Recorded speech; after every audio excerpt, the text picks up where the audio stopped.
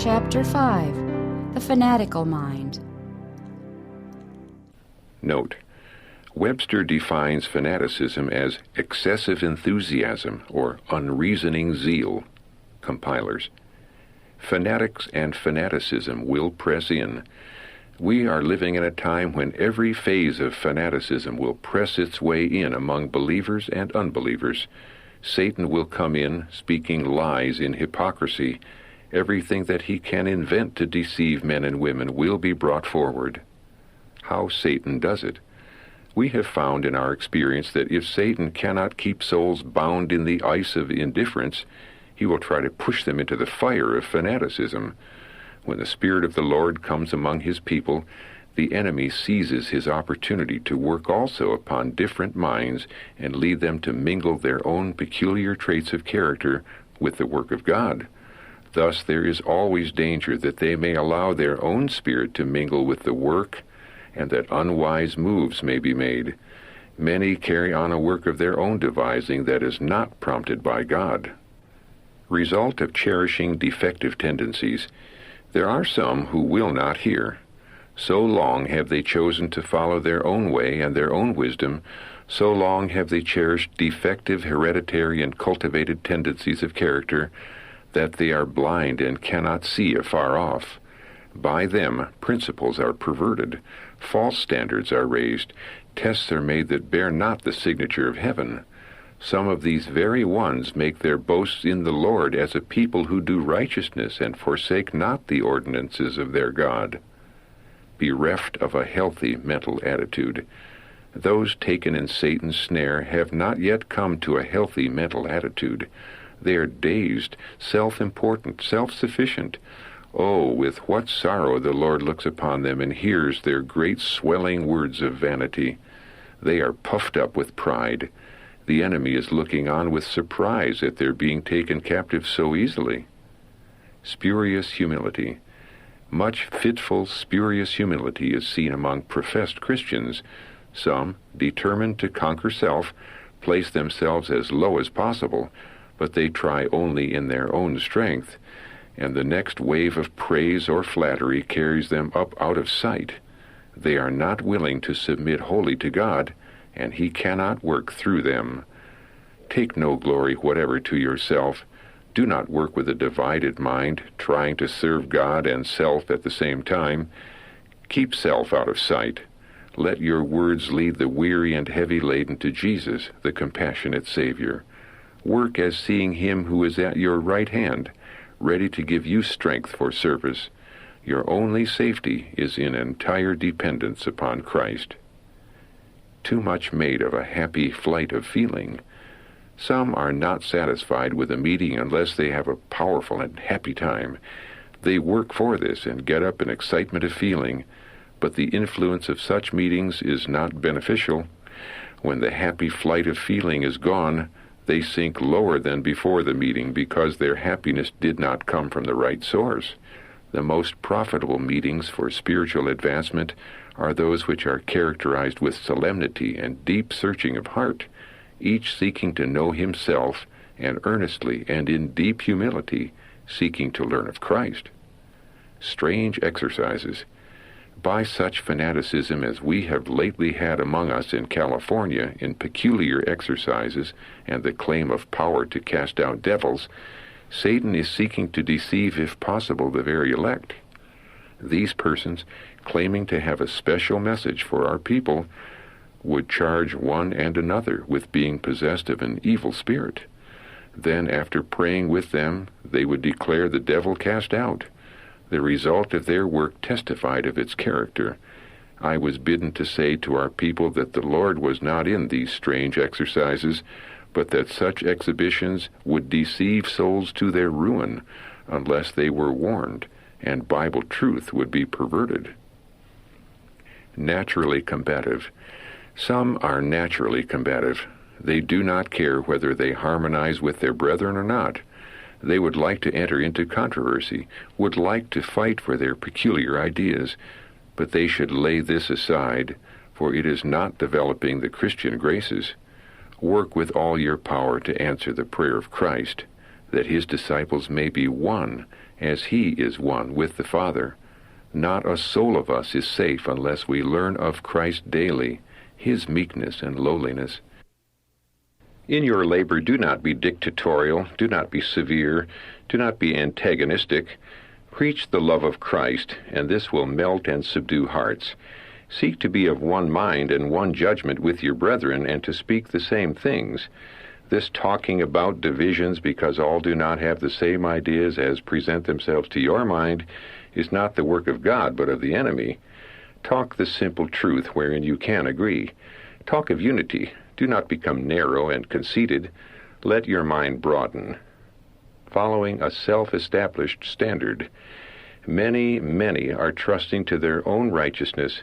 They set up a standard for themselves and do not submit to the will of Christ and allow him to clothe them with the robe of his righteousness. They form characters according to their own will and pleasure. Satan is well pleased with their religion. They misrepresent the perfect character, the righteousness of Christ. Themselves deceived, they deceive others. They are not accepted of God. They are liable to lead other souls into false paths. They will at last receive their reward with the great deceiver, Satan. Reaction of a fanatic. A few years since, a man named N. of Red Bluff, California, came to me to deliver his message.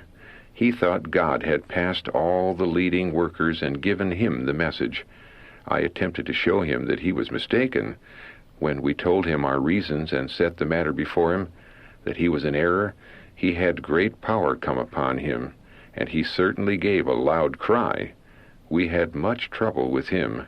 His mind became unbalanced, and he had to be placed in the insane asylum. How to meet the fanatic.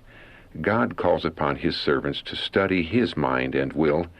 Then when men come with their curiously invented theories, enter not into controversy with them, but affirm what you know. It is written is to be your weapon. There are men who will try to spin out their fine threads of false theories.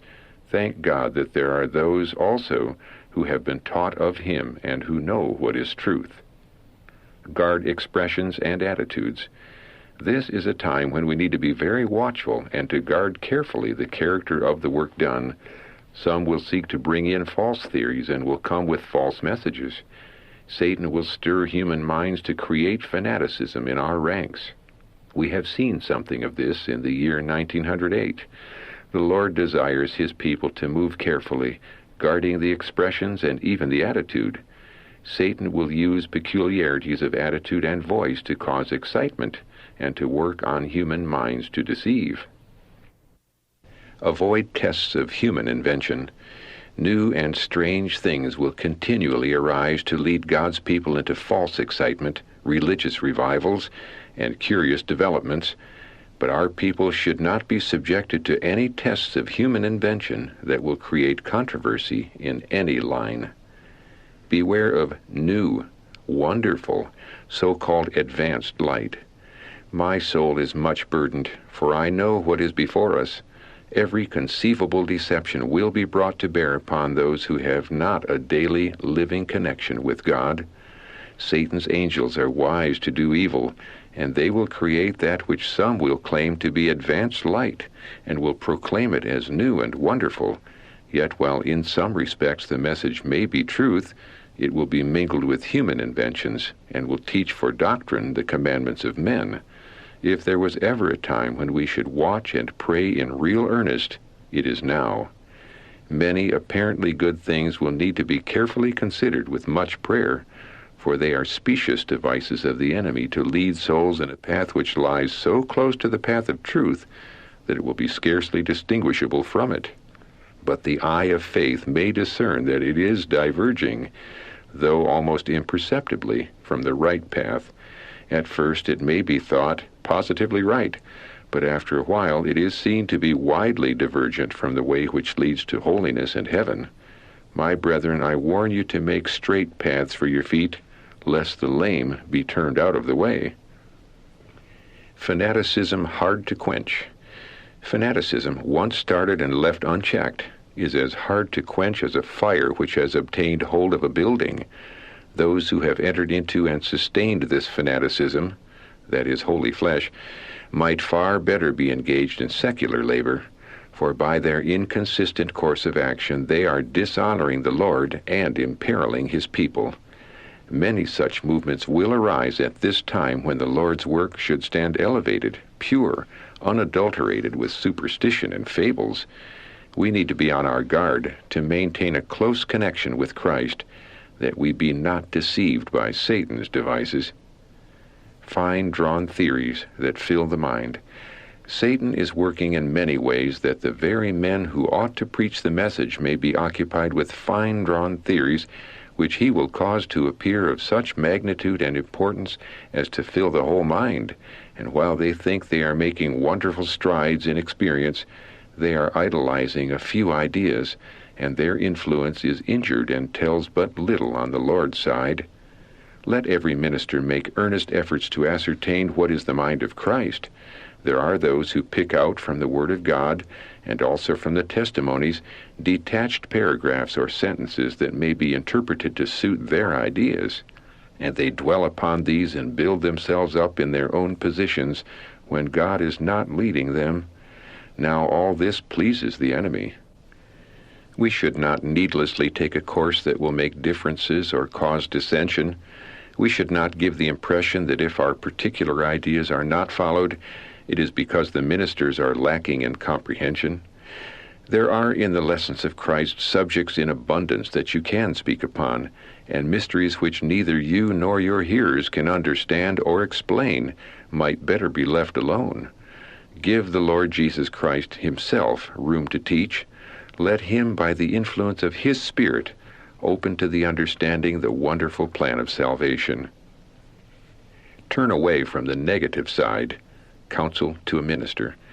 If you could see the result of always occupying the negative side, as you have done for years to a greater or less extent, you would have a better understanding of the words of the Savior recorded in the 18th chapter of Matthew. The disciples came to Jesus with the question, "Who is the greatest in the kingdom of heaven?" And Jesus called a little child unto him, and set him in the midst of them, and said, Verily I say unto you, except ye be converted and become as little children, ye shall not enter into the kingdom of heaven. Whosoever therefore shall humble himself as this little child, the same is greatest in the kingdom of heaven. And whoso shall receive one such little child in my name receiveth me. But whoso shall offend one of these little ones which believe in me, it were better for him that a millstone were hanged about his neck, and that he were drowned in the depth of the sea. Woe unto the world because of offenses, for it must needs be that offenses come. But woe to that man by whom the offense cometh. Matthew chapter 18, verses 1 through 7.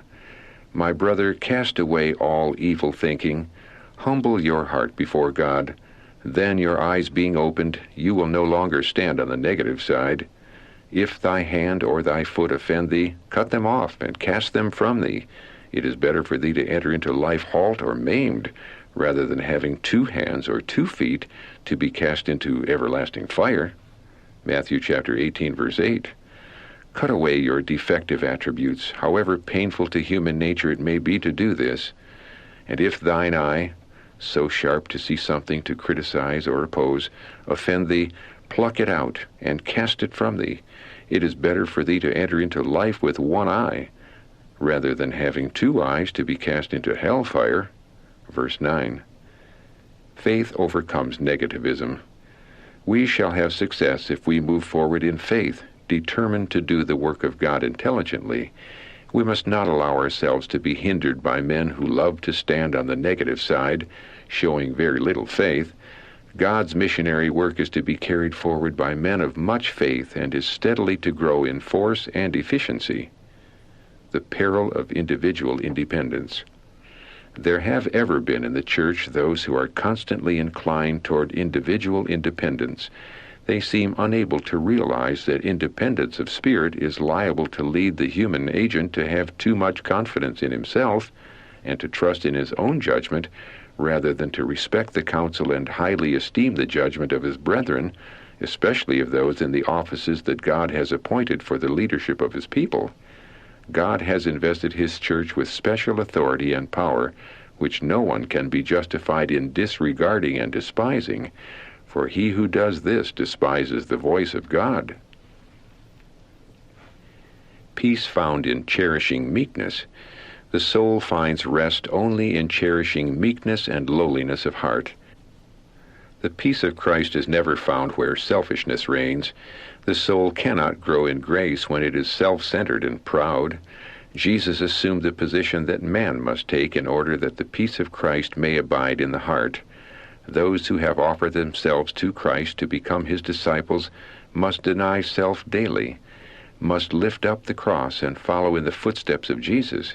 They must go where his example leads the way. The virtue of Christian courtesy. Paul, though firm as a rock to principle, yet ever preserved his courtesy. He was zealous for the vital points and was not regardless of the grace and politeness due to social life. The man of God did not absorb the man of humanity. Some persons speak in a harsh, uncourteous manner that wounds the feelings of others, and then they justify themselves by saying, "It is my way. I always tell just what I think." And they exalt this wicked trait of character as a virtue. Their uncourteous deportment should be firmly rebuked. The author called to meet every phase of fanaticism. In 1844, we had to meet fanaticism on every hand, but always the word came to me, "A great wave of excitement is an injury to the work. Keep your feet in the footprints of Christ." I was given a message to meet every phase of fanaticism.